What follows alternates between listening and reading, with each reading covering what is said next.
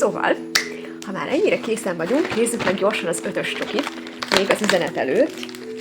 Jaj, ez ilyen látványosan keserű csoki, úgyhogy ezt lehet meg sem kóstolom, hanem odaadom valakinek, aki szereti a keserű csokit, mert én nem szeretem. Viszont megnézhetjük, hogy mára mi lesz az üzenet.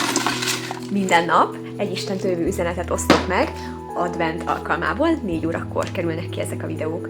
Most is a Nap Jézus című könyvből fogok egy részt felolvasni, mégpedig a 45-öset. Hallgassd ezt úgy, hogy Isten mondja neked. Nyugodtan csukd be a szemed és pihenj meg közben. Eddig mindenen átvittelek. Mondok valamit, ami lehetetlenné teszi az aggódást. Nézd végig az életed összes lehetetlen helyzetén. Melyiken nem vittelek át?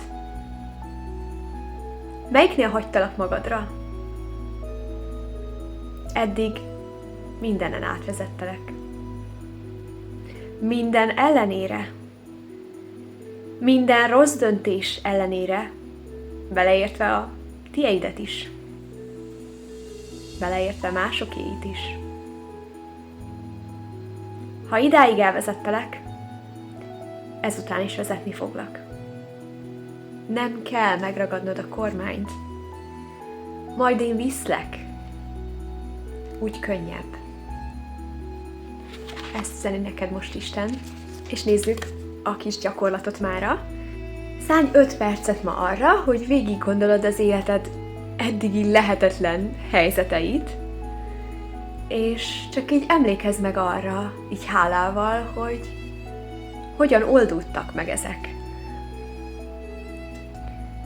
És csak így hagyd, hogy ez a hála és békesség betöltsön téged. Hogyha az akkori dolgok így megoldódtak, akkor a mostaniak is.